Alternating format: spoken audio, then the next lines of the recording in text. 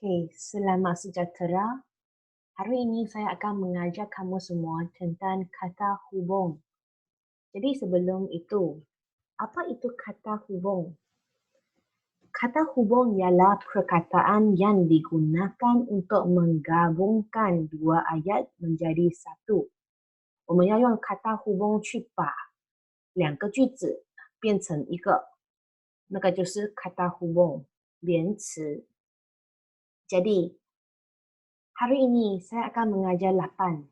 Pertama, yaitu dan, 和 atau 或者 serta 也是和的意思 lalu 然后 sambil 一边 tetapi 但是 kerana 因为 manakala 同时 jadi hari ini kita akan belajar 8 ini. Jadi selepas pengajaran hari ini pastikan kamu sudah boleh pandai menggunakan 8 kata hubung ini. 1, 2, 3, 4, 5, 6, 7, 8. Jadi, mari kita tengok satu demi satu. Okey, sebelum itu, apa maksud menggabungkan dua ayat menjadi satu? Apa maksud menggabungkan dua ayat menjadi satu? Contoh di sini. Ayat pertama, Mei-ling sedang bersenang di padang. Ayat kedua, Adam sedang bersenam di padang. Jadi sekarang kita nak menggunakan perkataan kata hubung ini dan ini untuk menggabungkan dua ayat ini menjadi satu sahaja. Sekarang kita ada dua ayat kan, betul? Jadi kita nak menggunakan kata hubung dan supaya dua ayat ini boleh menjadi satu sahaja. Okey, mula-mula kita perlu buat perkataan yang sama. Sedang bersenang di padang ini sama dengan yang bawah kan. Jadi kita buat yang pertama. Lepas tu kita masukkan dan di sini. Jadi akhirnya dia akan menjadi Mei-ling dan Adam sedang bersenam di padang. Jadi ini maksudnya menggabungkan dua ayat menjadi satu. Kita menggunakan perkataan dan. Dan ini ialah kata hubung.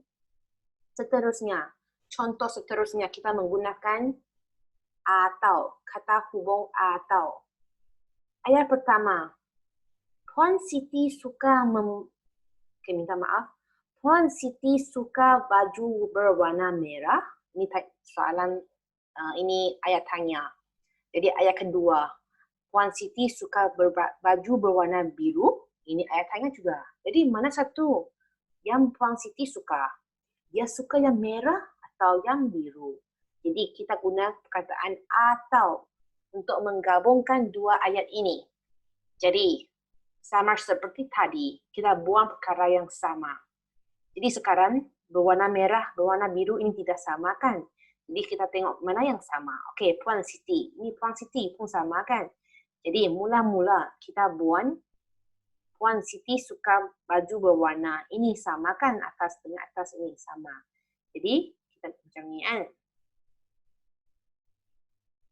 Akhirnya dia menjadi Puan Siti suka baju berwarna merah atau biru. Jadi kita menggunakan perkataan atau ini untuk menggabungkan dua ayat ini jadi satu. Jadi di sini perkataan atau ialah kata hubung. Kata hubung. Tadi kita guna dan, sekarang kita guna atau. Mari kita tengok contoh yang seterusnya. Okey. Satu demi satu. Okey, dan. Dan digunakan untuk menggabungkan dua perkara yang sama jenisnya. Contoh. Wei Jun dan Mei-ling berkawan baik. Ini dua-dua sama jenis kan? Sama-sama merupakan orang. Jadi kita guna dan. Ali dan Abu, Wei Chun dan Mei-ling. Ikan dan apa? Okey, minta maaf, jangan guna. Ayam dan itik. Jadi semua jenisnya sama, kita guna dan. Okey, seterusnya atau. digunakan untuk menunjukkan sesuatu pilihan. Kamu nak minum kopi atau teh? Kamu suka baju itu atau baju yang berwarna merah itu? Mana satu? Kamu nak pilih kan? Jadi kita guna atau. Contoh.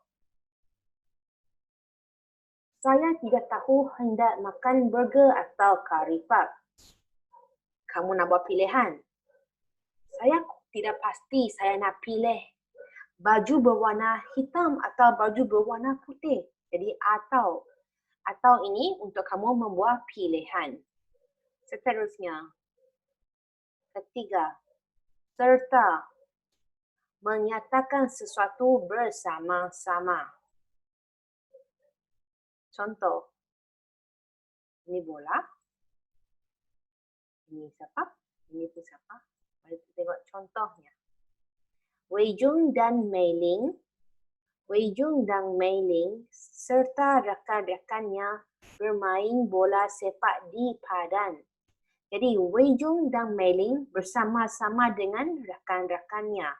Jadi serta digunakan sebagai maksud bersama-sama. Saya ulangi. Wei Jun dan Mei Ling serta rakan-rakannya bermain bola sepak di padang. Serta di sini bermaksud bersama-sama. Okey, seterusnya. Keempat. Lalu, menunjukkan perbuatan dilakukan secara berturut-turut. Okey, ini contoh. Dia bangun lalu pergi ke bilik air atau bilik mandi. Dia bangun dulu lalu. Dia seterusnya, maksudnya seterusnya. Lalu. Sambil. Menunjukkan perbuatan dilakukan pada masa yang sama. Saya memasak sambil menyanyi. Maksudnya saya sambil memasak, saya sambil menyanyi. Membuat sesuatu pada masa yang sama. Contoh, Mei Ling belajar sambil mendengar muzik.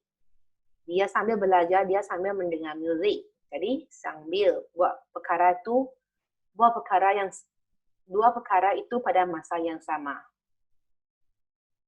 Okey, seterusnya. Tetapi, menunjukkan perkara yang berlawanan.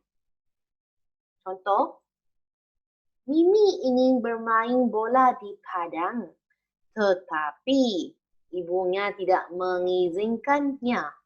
Maksudnya dia nak buat sesuatu tapi ibunya tidak mengizinkan. Jadi berlawanan. Maksudnya dia nak tapi ibu tak bagi. Dia nak, ibu tak bagi. Itu maksudnya berlawanan.